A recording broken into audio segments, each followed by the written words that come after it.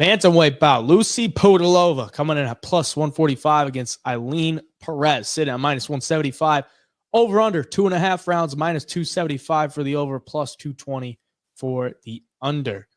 The Ailin Perez, 3-2 in her last 5. She's coming off a big win where she set I believe it was a female record for takedowns in a fight. Lucie Pudilova coming off the robbery that we witnessed at UFC Kansas City. We believe she should have got the dub against Jocelyn Edwards. That was one where a lot of people thought she should have got the dub there. It's her second stint in the UFC.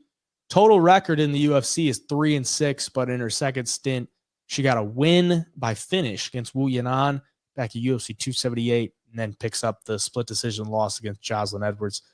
And this is an interesting one because Ailin Perez maybe getting a little bit of a recency bias against her fight against Ashley Evans Smith, who is really bad. Like Ashley Evans Smith is pretty dang bad. So, I mean, you kind of expected Ailin Perez to win that fight, but she was 0-1 in the UFC at that point. It wasn't really like we saw anything crazy from her going into that fight, but she proved she's levels above Ashley Evans Smith in that fight. But does that really mean anything?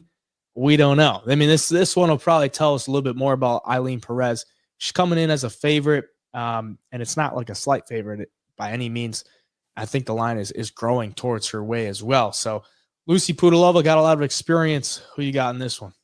Yeah, it's tough. Like I want to take Lucie Pudilova here as a buy low spot, but outside of the Wu Yanan fight, she took 4 losses in a row, albeit it was to Justine Kish, Antonina Shevchenko, Liz Carmouche, and Irene Aldana.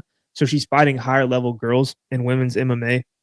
But I look at the side of Ailin Perez. Kind of had a little hype behind her on the whatever, I forget what is it, Samurai Fight House in Argentina, where she was fighting.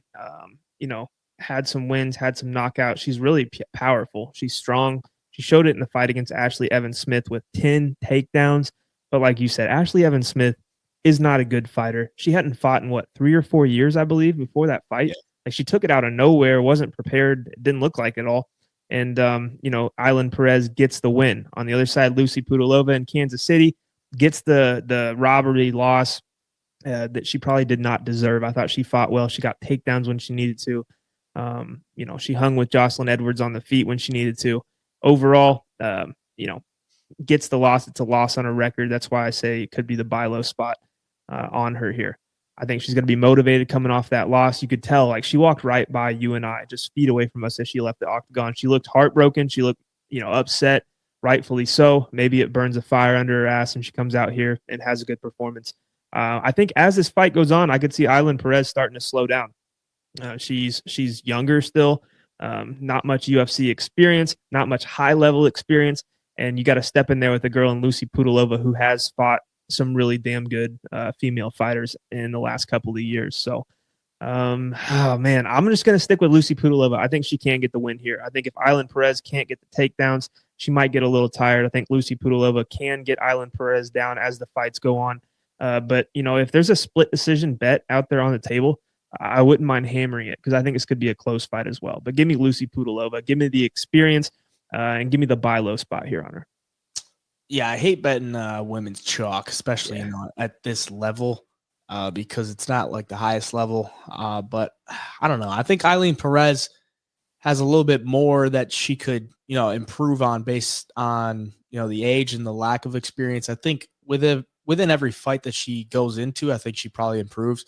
I believe she's training down at the Goat Shed, and it looks like she's doing some pretty good work there. Really just what I see in this fight is Lucie Pudilova doesn't land a lot of, significant strikes. She just really doesn't. And on the feet, I mean, that's really why she lost the fight against Jocelyn Edwards. She just got outstruck in some areas, and they scored it for her based on damage, I guess. And before, I guess in her first UFC stint, she's losing to girls, and it's better competition, but I mean, she's still losing. She goes into Octagon, and she gets some wins, but it's not like she's fighting world beaters over there. So I don't know. I think Ailin Perez goes in here and she's kind of a junkyard dog too. I mean, she looks tough in there. She looks mean.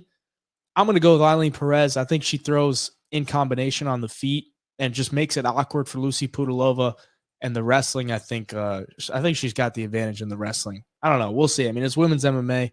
This is a really greasy fight, but Ailin Perez will be the pick for me.